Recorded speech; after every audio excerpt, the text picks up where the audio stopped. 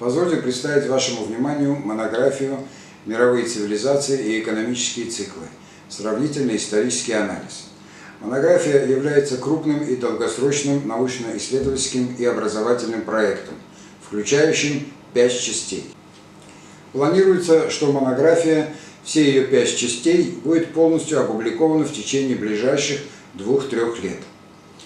Первая часть монографии под названием «Концепции и детерминанты мировой истории» была опубликована в конце 2019 года. Эта часть монографии включает 3 главы. Первая глава – «Философия и философско-исторические концепции».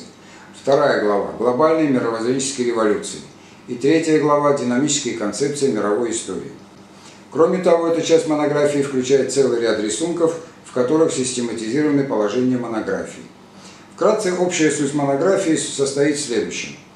В монографии представлена новая глобальная циклическая картина мира, которая не имеет прямых аналогий в мировой и российской науке. По сути, циклическая сравнительно-историческая модель мировой и локальной истории, истории цивилизации, экономики и политики. Модель, которая была разработана автором в конце 80-х, в конце 90-х годов, а отдельные ее части неоднократно публиковались в научной литературе. Представляемая в монографии модель – это философская историческая концепция, включающая многоуровневую систему мировых и локальных цивилизаций и циклов. А именно, систему из мировых цивилизаций или цивилизационных циклов, в том числе 2 синхронных циклов. С одной стороны, мировых экономических или инфраструктурных и поколенческих циклов, а с другой стороны, локальных или национальных политических циклов. Систему цивилизаций и циклов, детерминируемые такими глобальными феноменами, как временной парадокс и циклическое колесо времени.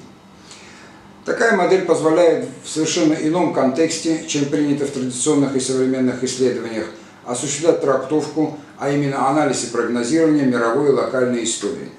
Кроме того, в концептуально ином контексте решать исторические и актуальные цивилизационные, экономические и политические проблемы, в том числе проблемы внутренней и внешней политики.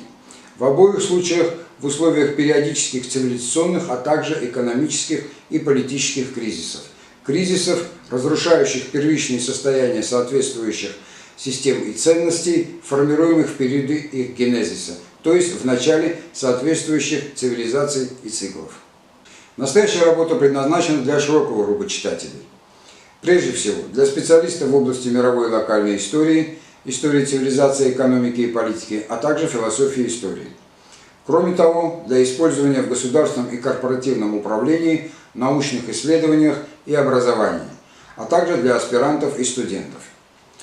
Монография существенно расширит мировоззренческое пространство читателей, понимание ими всей сложности и многогранности мировой и локальной истории, истории цивилизации, экономики и политики.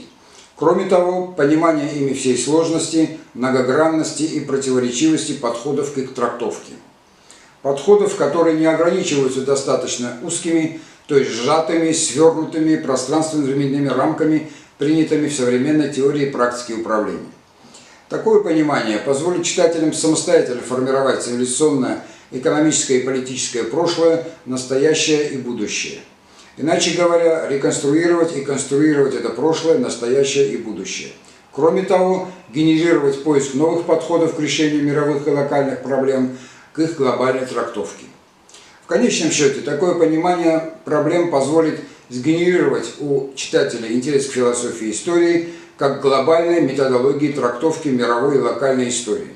Философия истории, без которой вся многотысячелетняя история цивилизаций, экономики и политики – это всего лишь сплошные темные века, беспричинные и хаотичные, жестокие и бессмысленные, в том числе по причине множества ее искажений и поэтому отсутствия в ней не только абсолютной, но и какой-либо относительной истины.